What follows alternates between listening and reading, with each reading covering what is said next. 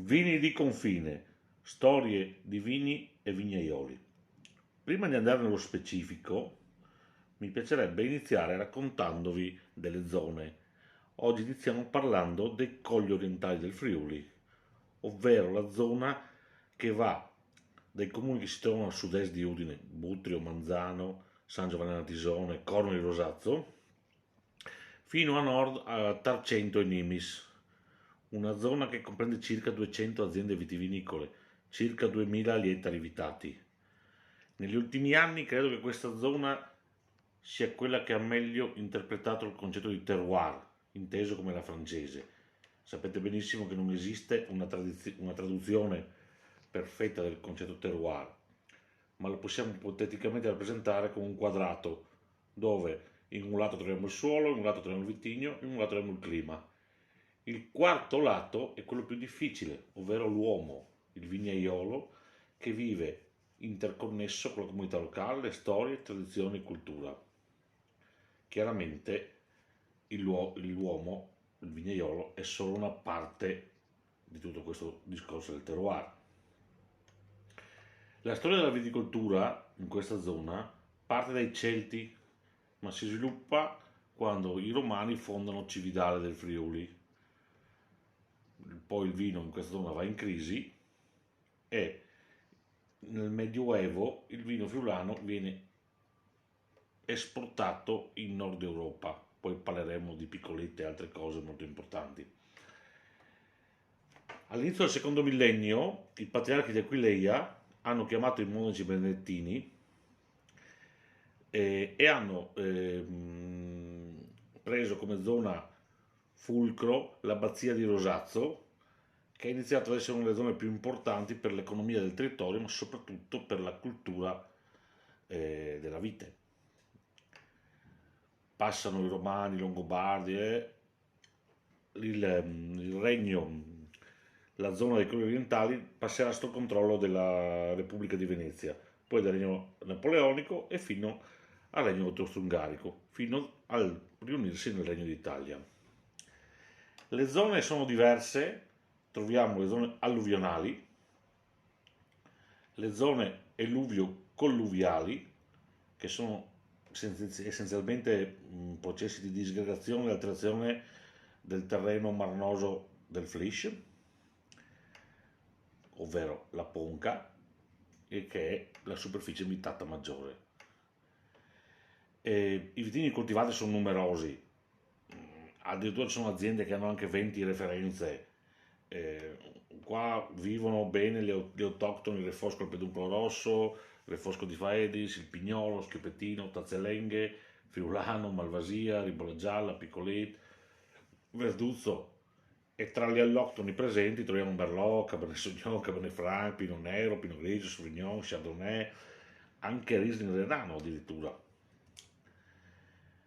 Rispetto al Coglio Goriziano troviamo più vitigni a bacca rossa, infatti questa è una zona bella dedicata alla bacca rossa, soprattutto nelle zone di Butrio e Premariacco, quindi la parte sud dei Colli Orientali, nonché l'abbazia di Rosazzo.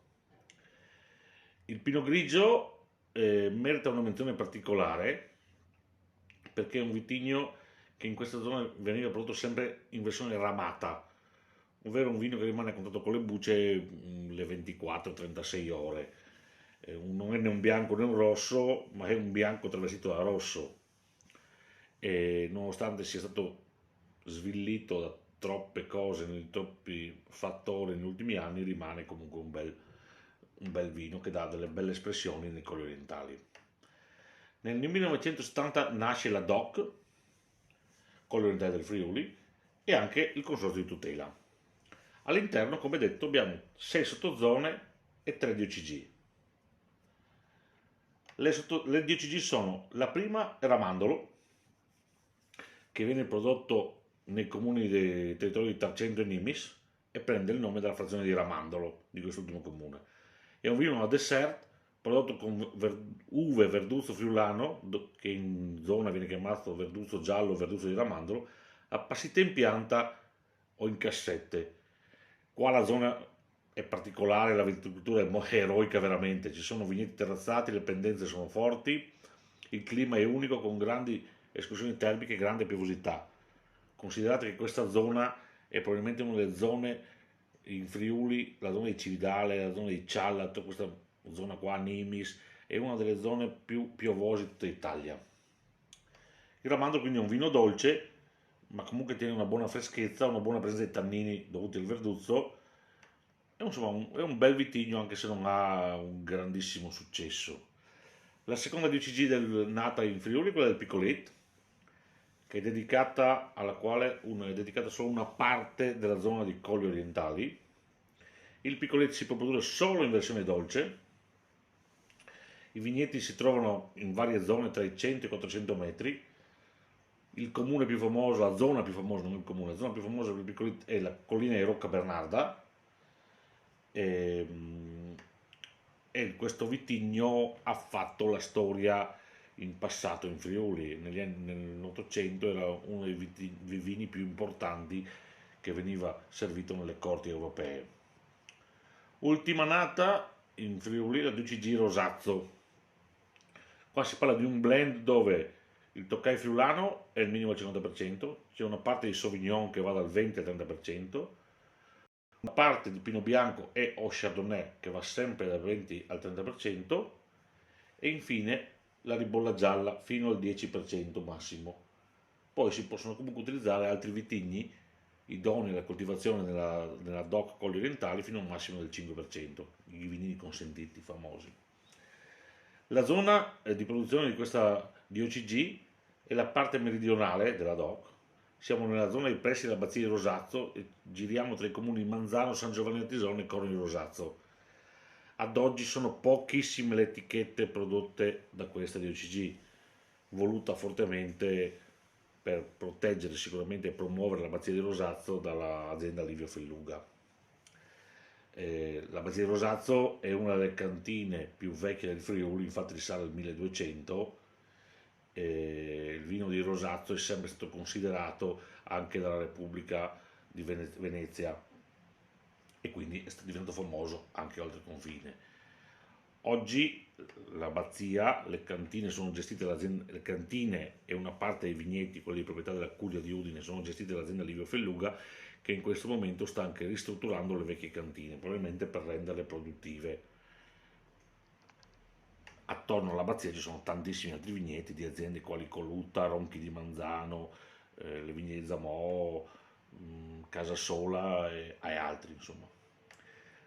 Alle sottozone sono tutte dedicate a parte una, che è la sottozona di Cialla, la più vecchia, questa zona storica dal 95, è un vero e proprio cru per produzione di ribolla gialla, verduzzo, refosco e schioppettino, nonché per gli uvaggi bianco e rosso prodotti dalle uve con l'aggiunta nel bianco si può utilizzare anche il piccoletto.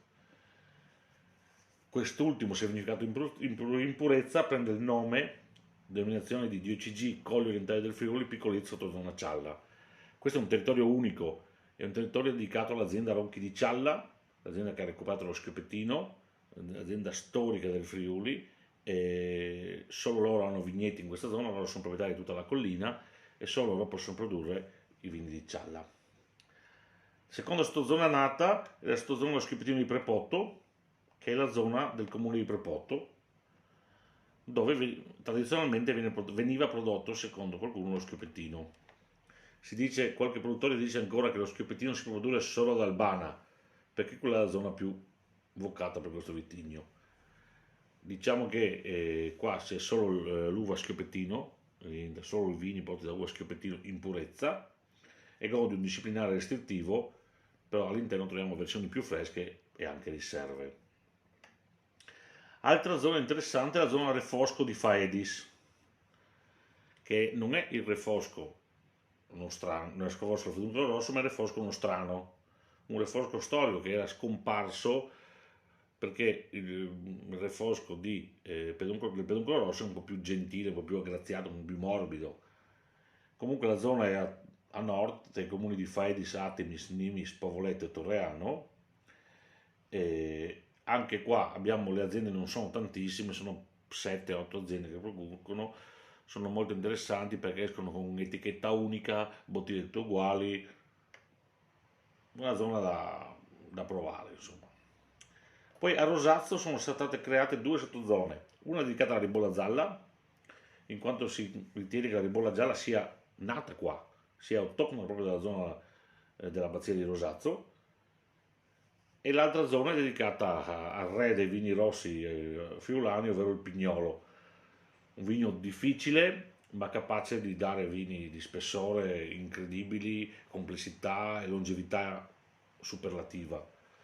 Il Pignolo in purezza, anche da ultime degustazioni fatte, migliore viene sicuramente da questa zona. In questa zona è previsto utilizzarlo in taglio con altri vitigni fino al 15%, sempre utilizzati dalla DOC, principalmente Merlot e Cabernet Sauvignon, anche per ammorbidirlo un po'. Certo che le espressioni in purezza sono sicuramente le migliori.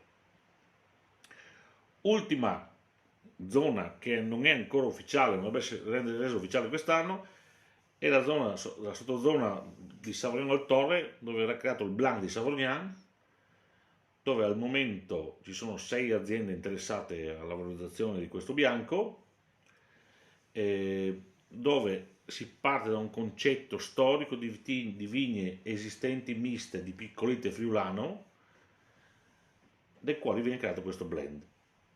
Questo blend dovrebbe essere circa una percentuale che va attorno all'80% di Friulano e il restante dal 10 al 20% di Piccoletto. Qua ci sono vini molto interessanti, molto particolari, sono vini freschi, buona sapidità, con un bel corpo e una bella aromaticità. Il Piccolet dà risultati stupefacenti, secondo me si è vinificato in secco e ne parleremo nei prossimi mesi. Il Friulano in questa zona è più verticale, profumato e minerale soprattutto. Aggiungiamoci l'affinamento in legno, conferiscono degli aromi al vino incredibili. Quindi il Savorgnan bianco è proprio un'esaltazione del territorio e della storia. Intanto col primo podcast vi saluto e vi rimando ai prossimi giorni dove parleremo del Collio.